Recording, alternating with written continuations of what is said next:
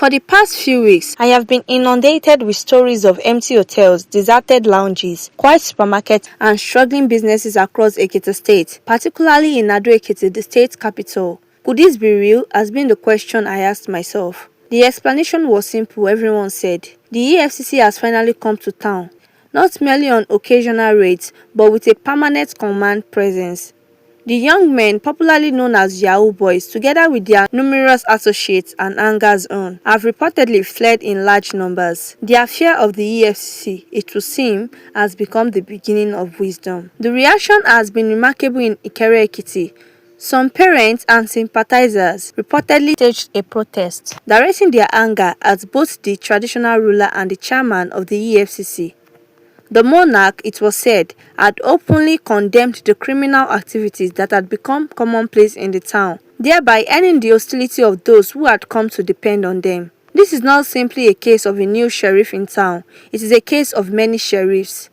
The chairman of the EFCC, Ola Olukoyede, is himself an Ekiti indigene, perhaps disturbed by the growing notoriety of his home state as a haven for internet fraudsters, especially his hometown of Ikere. He has established a formidable operational base in the state. Scores of operatives now conduct dawn raids, storming hideouts and living with suspects, luxury cars, expensive phones, and other proceeds of crime. The consequences have been immediate. There has been what many describe as mass exodus. Those leaving Ekiti are said to be relocating to Akure, Osogbo, Ibadan, Lagos, and other cities where they believe they can operate with less scrutiny. Ironically, what Ekiti has lost appears to have become another city's gain. Across ADO-EKITI, traders complain of declining sales, hotel owners lament empty rooms, lounge operators stare at vacant tables, beer parlor owners grumble,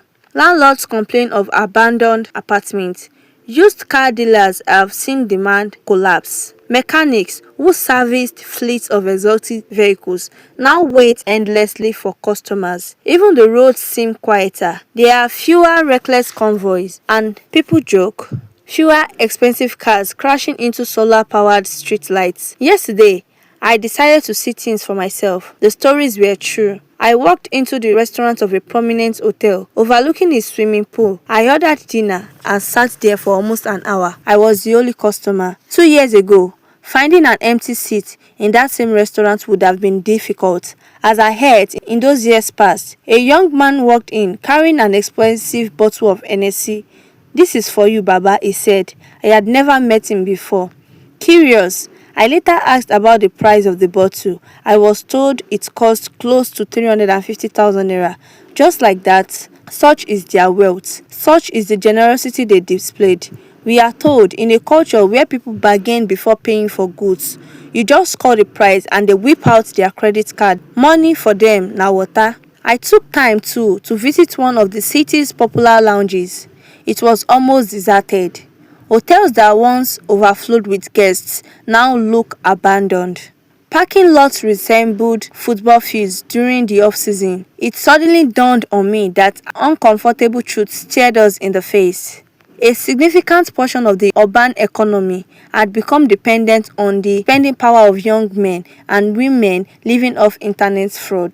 That should frighten every one of us. How did we get here? Growing up, our dreams were remarkably similar. We wanted to become doctors, lawyers, engineers, professors, teachers, accountants, architects. Success was measured by knowledge, hard work, and professional accomplishments. Today, for far too many young people, the aspiration is different. They want to do Yahoo. Some begin as early as 13 or 14.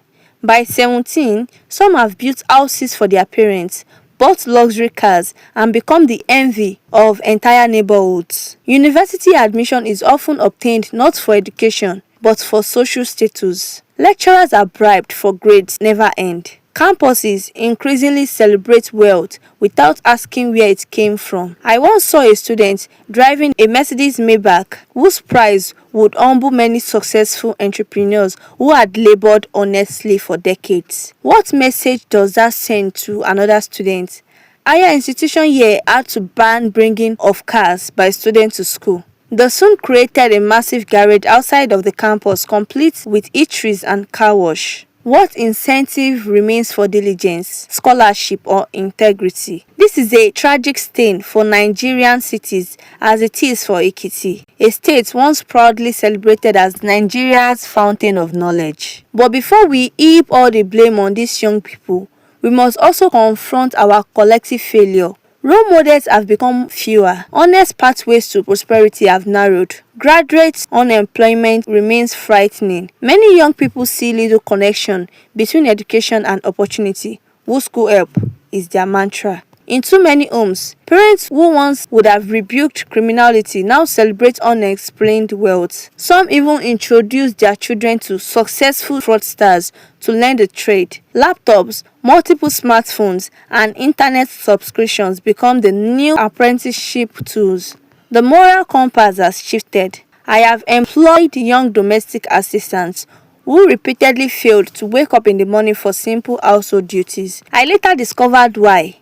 They spent the entire night on their phones, trawling dating sites and social media platforms in search of foreign victims to deceive. And when ordinary internet fraud no longer produces enough money, darker stories emerge. One hears disturbing tales of Yahoo Plus, ritual practices, organ trafficking, body parts, and other forms of occult criminality allegedly intended to guarantee success. Whether every story is true is almost beside the point. The fact that such stories are now widely believed tell us how deeply society has descended into moral darkness. Perhaps the greatest tragedy is not the money stolen from unsuspecting victims across the world. It is the destruction of an entire generation's understanding of work, honor, and success. A young person who learns at 15 that deception pays better than diligence may never discover the dignity of honest labor. A society that applauds sudden wealth without questioning its source slowly loses its moral immune system. Crime ceases to be an aberration, it becomes a career path. And therein lies the greatest danger. Those boys and girls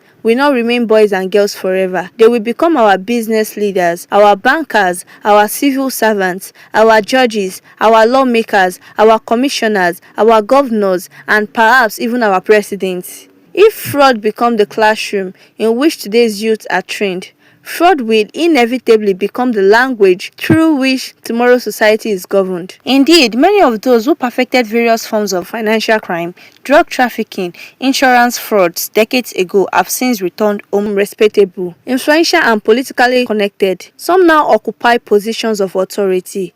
They shape public policy, influence elections, make laws in our hallowed chambers, become kings and acquire chieftaincy titles, and determine the future of others. Should we then be surprised by the corruption that continues to cripple our nation? A society ultimately becomes what it rewards. If we reward learning, we produce scholars. If we reward enterprise, we produce innovators. If we reward integrity, we produce statesmen. But if we reward criminality, we should not be shocked when criminals eventually govern us. The empty hotels and deserted lounges may represent temporary economic pain. The emptiness of our moral landscape, however, is a far greater tragedy. This is the real crisis before us, and unless we restore the dignity of honest work, create genuine opportunities for our young people, and once again make character more admirable than sudden wealth, tomorrow promises not a better society but a more dangerous one.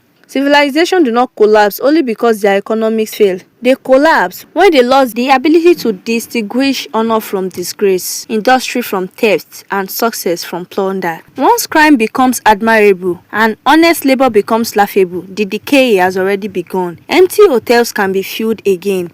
A generation emptied of values is far more difficult to restore. People of the fountain.